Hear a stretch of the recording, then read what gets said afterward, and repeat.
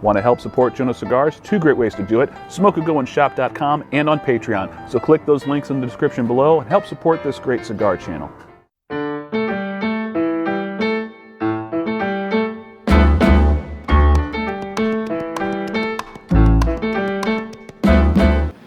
Good evening, ladies and gentlemen. Joe at Jonose Cigars. Another review coming your way, and we are going to be venturing back into Arturo Fuente's catalog, a brand I have not reviewed in some time. It's been a few years, and we're going to be going to the cream of the crop from their catalog. That is the Opus X line.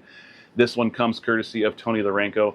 Tony, thank you very much for your generosity. I am very much looking forward to this one. This is the Fuente Opus X 2020 Sol de Amor, which I believe translates to the Son of Love. This is a 6 1/8 by 55 soft box press Parejo, featuring all Dominican grown tobaccos. And this cigar was created at the Fuente factory in the Dominican Republic. As you can see, looking at the cigar, not much is really visible as far as wrapper because of this giant cedar sleeve. So I'm gonna go ahead and take that off. Now I can give you a closer look at this wrapper. There are a few blemishes on this wrapper, as you can see. The conventional wisdom is Dominican wrapper is notoriously difficult to harvest, to grow, to cultivate. It is hard to create a Dominican wrapper. And by all accounts, Fuente was the first to actually succeed in doing it. Looking at the cigar, very soft box press. It almost looks like a Parejo, but there is a little bit of squareness. I don't know if you can really see it from this end, from the cap, but it is definitely noticeable when you hold it in your hand. Pre-light aromas, whoa. That is a funky aroma coming off of this thing. Oh man, this reminds me, oh, I don't want to get too bawdy here. This reminds me of a few things. Mushroom and truffle for sure, like fresh truffles you harvest out of the ground. Now, I've never done it, but I've read a lot of people's accounts of what fresh truffles, when you first harvest them from the forest floor, what they smell like, and this is what I've always imagined. There is a little bit of sweet natural tobacco and cedar coming off of the foot, but man, especially towards the cap, there is just this weird mushroom and earthy funkiness that's coming off of this thing, and it is potent and difficult to ignore. All right, let's go ahead and check the internal humidity with the Humidimeter Pro. And we are looking at 64, okay, not too bad. Let's get this one cut, check out the cold draw. Cold draw has a perfect feeling resistance and abundance of very sweet and fragrant cedar coming off of this cold draw. That is just delicious. Can't wait to get this one lit, so let's start toasting, see what we can find out.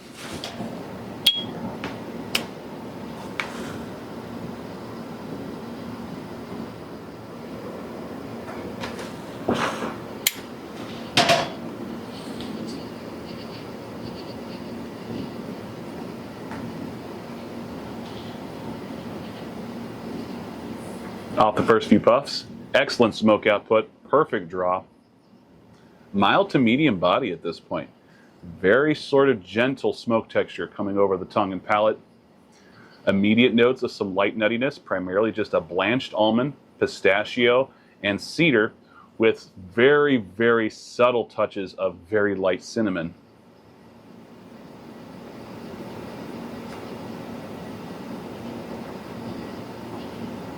The retrohale, we get this beautiful fragrant cedar. It's a little bit musty, little bits of nutmeg and pistachio washing over on that retrohale. Very, very smooth. All right, very good start. We'll let this go until I get a little further into the first third. I'll see you then.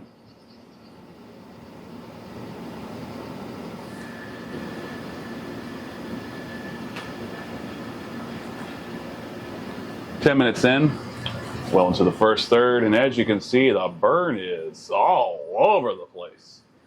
Weird canoeing, kind of a flaky ash, kind of got some cracks in it.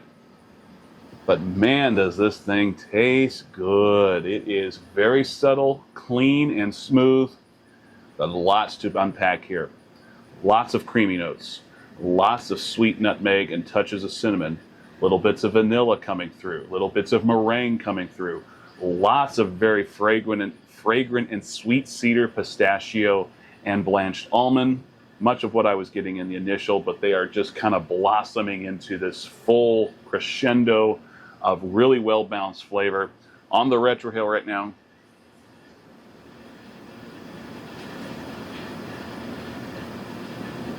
a little bit more spice coming through, but it's still just a softer baking spice, all things considered. Mixture of cardamom, allspice, and nutmeg, with more of that lightly musty and sweet cedar coming through on the retro. Just very, very enjoyable and very well balanced. I'm really hoping this burn doesn't cause too much problems. I'd hate to have to start touching it up, but we'll just have to see how it goes. You will notice that on this secondary band here, it's got the Amor del Desierto, which translates for love of the desert. And this is apparently a cigar that they originally released to, I think, a market exclusive to the United Arab Emirates. And Carlito Fuente visited the area and was struck by the beauty of the desert, particularly the aroma of the desert. So he paid a little homage with that secondary band. All right, well, let's go until we get about halfway through the cigar. I'll see you then.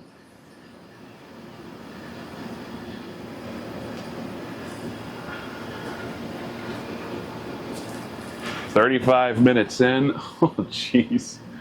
Look at this ash. It's ugly as hell, but it's long. Gonna go ahead and let that fall into the ashtray. All right, did have to end up touching that one up. Canoeing just wasn't getting any better. Quick touch up, and it's been burning fine after that. Have noticed a number of flaws on this wrapper, a couple of blemishes, a couple of holes, and a couple of nicks. The nicks probably could have been just through the handling of the cigar. The holes, I think, were already there, and obviously the blemishes are already going to be there. And the burn, like I said, was far from perfect until I touched it up. That's about as much criticism as I can really give it, because this cigar is pretty incredible in the flavor department. Starting to get a really interesting strawberry cream note coming through. You don't get that very often, but I am definitely getting it here. And it's started off, actually, it's almost like a dried raspberry, and then it got to like this creamy strawberry. It almost reminded me of like strawberry ice cream. I know that sounds out there, but that's what I'm getting right now. Still got plenty of that nice, robust, and sweet, fragrant cedar on the draw. Still getting plenty of pistachio and blanched almond, and on the retrohale right now.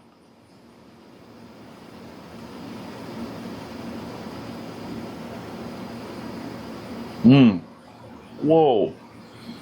The strawberry cream, if anything, is getting more intense on the retrohale. It's not a particularly strong flavor, but you are really picking it up now on the retro. That is really fantastic. Still getting some more baking spices, primarily cardamom and nutmeg at this point, with a little bit of that fragrant cedar on the retro. Really delicious, very smooth, very well balanced, and very satisfying up to this point. We'll let this go until I get towards the end of the cigar, give you my final thoughts. I'll see you then.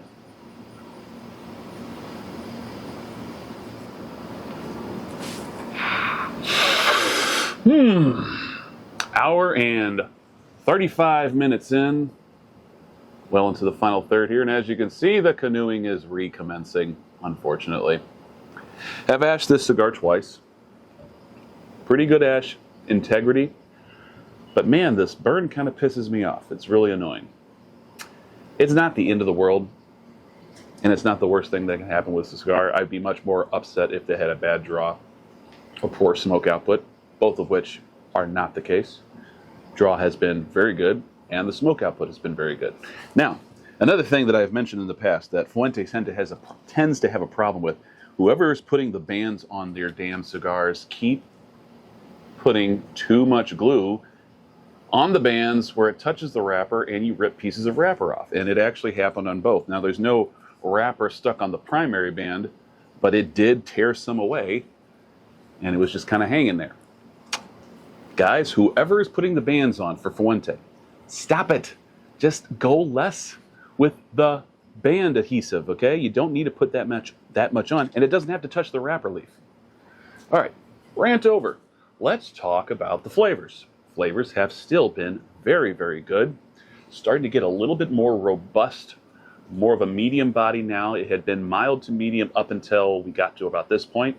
Now we're starting to get a more robust, slightly smoky sort of flavor quality. And the last Opus X that I reviewed, however many years ago it was, I was getting something that vaguely reminded me of steamed hot dogs. And yeah, I'm getting that again right now. It's kind of salty. It's got a little meaty quality to it. And you know what? Hey, hot dogs are delicious. That's the American in me telling me that that's what it is. So yeah, I kind of like it. We're still getting a nice amount of sweet baking spices. Got a little bit of brown sugar coming through now. It's really a nice combination. Little bits of cream still hanging out. And we do still have that sort of fragrant sweet cedar coming, but it's coming through on the draw, but it's not quite as pronounced or in the forefront. On the retrohale right now,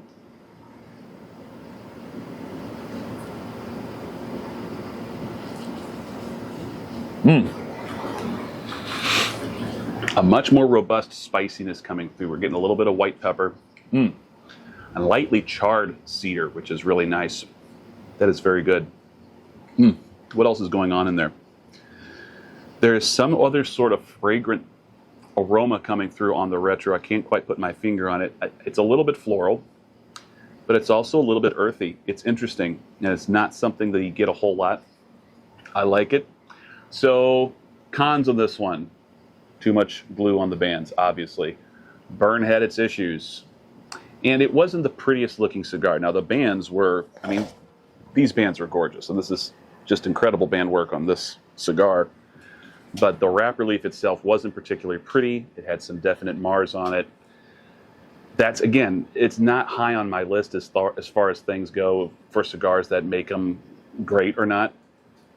It would have been a plus if it was prettier looking, but it's not the most important thing. And yeah, I really do wish this burn was better. All in all, a very enjoyable, very unique flavor experience. These obviously, because they are Opus X, they're pretty limited, they're pretty expensive, and not everybody's into the flavor profile. I get it. And a lot of people will just never buy Opus X anything because of the price point. They don't think the return on investment is good enough to warrant the plus 30 price range. I completely understand that, but I definitely think it is a cigar that offers a lot of unique flavor experience, and it's just really tasty. I really like it, and every Opus X that I've had at this point have always had some element of flavor that I thought was really unique. Not all of them have been my favorite. This one is definitely in the upper range as far as my experience with Opus X. This is a really good blend of flavors, and I really appreciated the balance that you got from it. Really enjoyed it. We'll definitely smoke this one again. And a thank you again to Tony Larenko for sending this my way. I appreciate you, man. This was awesome. Thank you so much. And thank you so much for tuning in for this review. As always, don't forget to subscribe. Click that icon, bottom right corner of the screen if you haven't done so already. If you like this video, please give me a thumbs up and leave me a comment below. All of this really helps with the algorithm on YouTube. If you didn't like something, by all means, give me a thumbs down, but let me know in the comments below what you didn't like about it so I know what you're talking about moving forward. See you all on the next review. Till then, smoke a good one.